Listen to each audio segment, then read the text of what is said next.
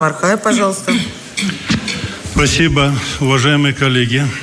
Рассматриваемый закон, конечно же, непростой закон.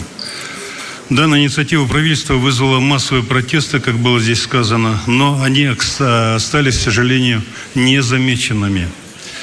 Данная норма противоречит Конституции страны.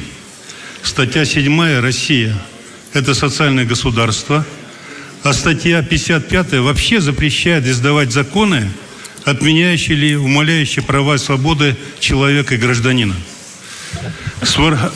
Избираясь в Государственную Думу, под красивой оболочкой заботы о народе штампуют законы, режиссируемые правительством.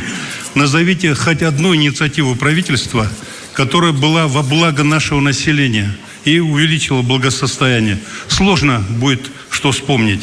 Главный вопрос руководства страны: почему пенсии формируются только от налоговых отчислений граждан?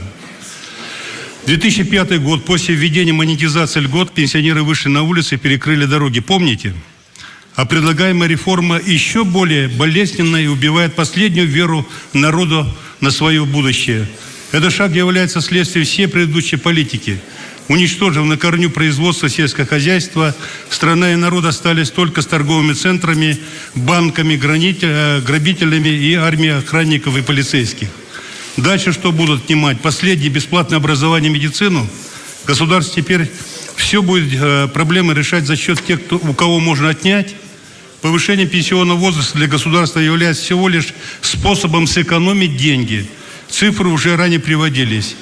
С развитием технологий автоматически все ведет к безработице, следовательно, даже молодые люди не будут иметь рабочие места, не говоря о 50-летних, 60-летних. Надо поднимать экономику с колен, а не обманывать прибавкой в 1000 рублей. При крахе пенсионной системы меняют, как правило, правительство, а не пенсионный возраст. Даже в самые критические годы, 41-43, мужчин старше 60 не пускали на фронт. Значит, ситуация теперь хуже, чем в 41-м. И когда говорят, денег нет, а вы держитесь, они есть.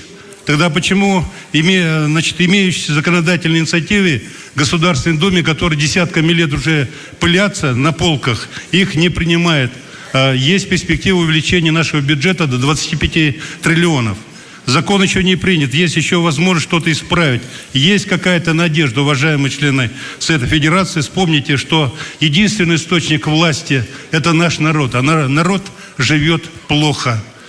Прошу не поддерживать. Спасибо. Спасибо, Вячеслав Михайлович. Я к вам с огромным уважением отношусь. Мне просто хотелось бы узнать, вы сами верите в то, что вы сейчас зачитали агитку?